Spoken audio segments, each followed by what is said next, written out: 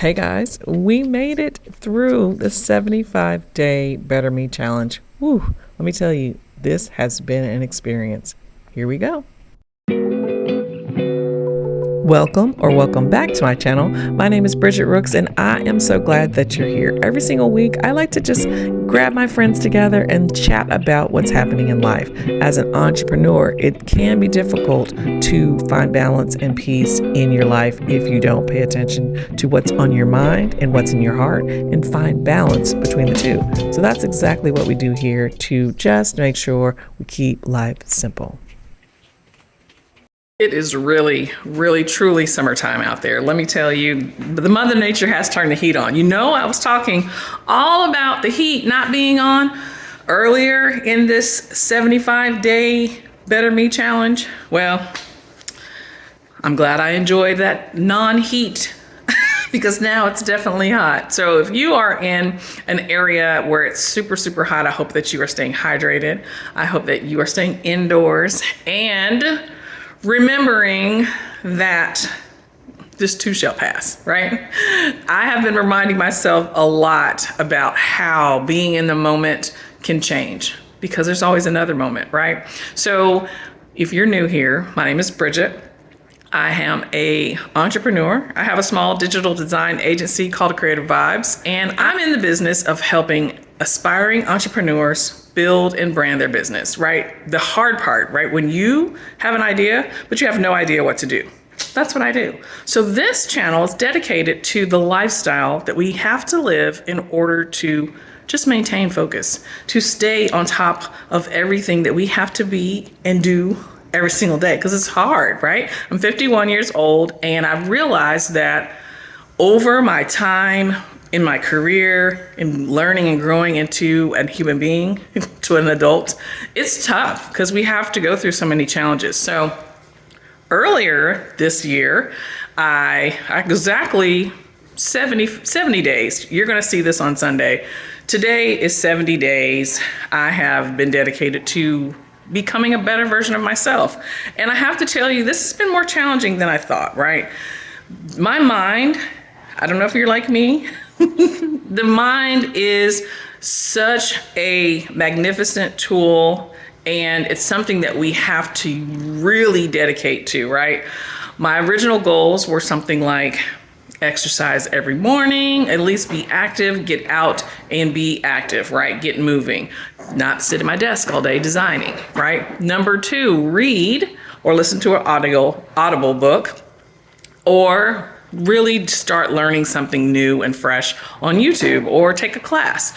So several of those things really made a difference. And a couple of those things fell off midway. And I'll tell you that trying to be a better version of yourself is from the inside to the outside, right? So we can put on a pretty face, we can get our hair done, we can work out, we can exercise. But if everything is not a cohesive package, just like in branding, something's gonna be off. So I wanna encourage you to try to find balance. And that's what I think I have found. It's been really difficult. And even though there's 5 more days left in this challenge, I feel very much like I don't know if this has been long enough. Not that the challenge would end and I would stop being the best version of myself, but to know and really think, hey, what else can I do every single day to continue to be better? I'm leaving because that ice maker is really loud, so hopefully that wasn't too loud for you guys. But I think it's important for us to make this a part of the entrepreneurial lifestyle, right? Your mindset and maintaining all the things that you have to find balance and peace and structure in your life in order to feel successful, to feel like you've done enough.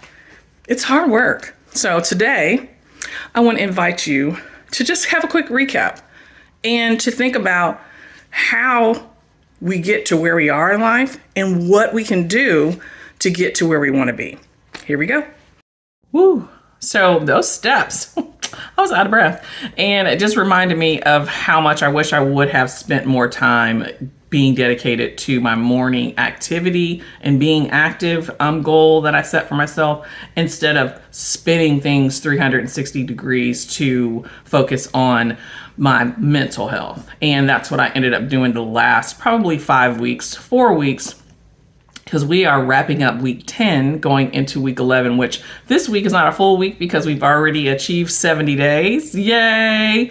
And the next 5 days, I'm going to reevaluate and just kind of go through my goals and think about the lessons that I've learned, the things that I can take away, things that I can improve on, and make an assessment for what to come next. So I hope you'll do that too. Sometimes we have to put ourselves in positions to get a self-review, especially if you're an entrepreneur and you work for yourself and you don't have to go through that scenario anymore. I remember working in retail and having to go through that process every quarter, every year. And sometimes it's not so fun, right? When you have to be evaluated by other people who don't know how hard you work. They don't know what's been happening in your location or on your job. And it's difficult. So I said all that to say, make sure you take some time to evaluate the things that you are doing for yourself and for your future.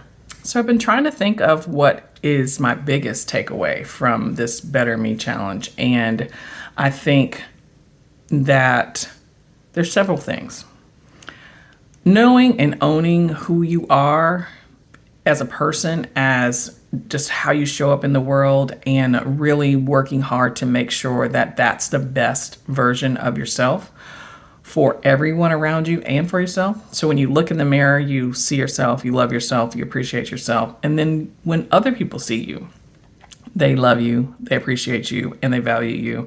And I think that that's important for us to, especially if you're needing to have a good understanding of self-worth, right? As an entrepreneur, sometimes it's really difficult. And I will tell you the hardest part before I get into my good takeaways.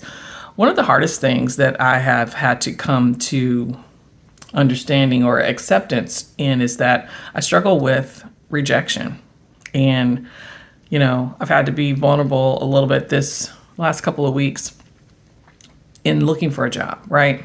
And putting myself out there, making sure that I have the best, media kit, that I have the best resume and my portfolio's on point and my websites are updated so that if anybody is looking for me and they're curious about what I do and how I can help their business, it's there, right? And I feel good and proud about it. So I spent a lot of time doing that and then applying for jobs that I know I'm overqualified for, right? It's hard being 51 and thinking, am I too old? Are they looking at me and say, you're too old to be our social media manager, or you're too old to do X, Y, and Z job as a designer? And it's a little disheartening. And so I've been discouraged a lot the last probably about 3 weeks. It's been discouraging. So I've been woosahing and just, meditating and really putting in some prayer time and just being at peace and not trying to get overwhelmed with my thoughts and anxiety, because I heard something really good. This guy said, when you're creative, you do have anxiety. And a lot of that comes from the ability to see and visualize clearly. And I was like, you know what? The future anyway, right? I can see my life, things that I want to do, how I want to live very clearly. And I think when I look around in reality and it's not that, it's frustrating. And so the anxious feelings come from not being where I want to be, but that also motivates me. So I think it's important, if you are creative mind and you can see your visions clearly, to embrace that and use your anxious moments or times of overwhelm to not overthink, which a lot of people tend to do, and to really understand how to take action, right? Because we can spend a lot of time consuming and not a lot of time producing. And I think that unfortunately that's the way the world is set up right now, especially with social media and all the streaming and all the network and all the stuff, right, that we love to spend our time doing. So rejection for me has been difficult in that manner because I know what I want. I know where I want to be. And I feel like I know how to get there. And having to deal with people who don't know me or, applying for jobs I know I'm overqualified for. But if it's going to allow me the salary to build my business and continue to work and live the way that I want to, I'm okay with that. And that's something last year or the year before that, I was not okay with. I was like, I'm not getting a job. I'm not doing that. But now I am. I'm okay with it. And to say that and pass that, like to overcome that feeling and say, you know what, I've grown a little bit. I realize the responsibility that I need to take in order to get the things that I want, and to still not be able to get there. And I know it's just been a short period of time looking for the right job, but it's also made me realize how much I love my company and how much I enjoy helping people. And how can I do that on a mainstream platform that I don't have to spend so much time working for less money, where I can help more people, on a broader capacity. So that's what I'm thinking about for the future. And you'll probably see some more details about that, but I won't go on that here, because I think that as far as being the best version of ourselves, we have to be able to take ownership to things that really are hurtful, which rejection. And that's not just in the workplace, that's in relationships, that's in being misunderstood. That's a lot of things that have really affected me the last couple of weeks that have taken me off my game. And saying that out loud is hard enough, because I'm like a perfectionist and I want everything to be right now.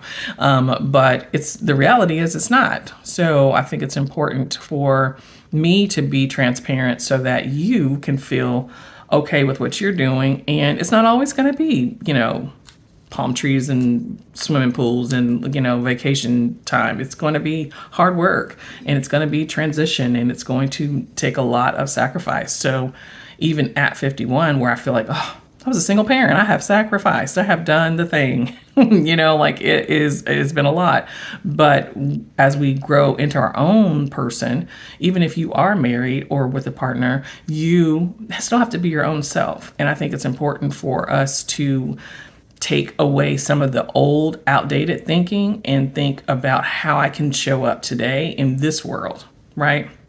And have different ideas and be more innovative. And that's the person I want to be. So I don't want to get stuck in a rut thinking shoulda, coulda, woulda. I can't, so I ain't.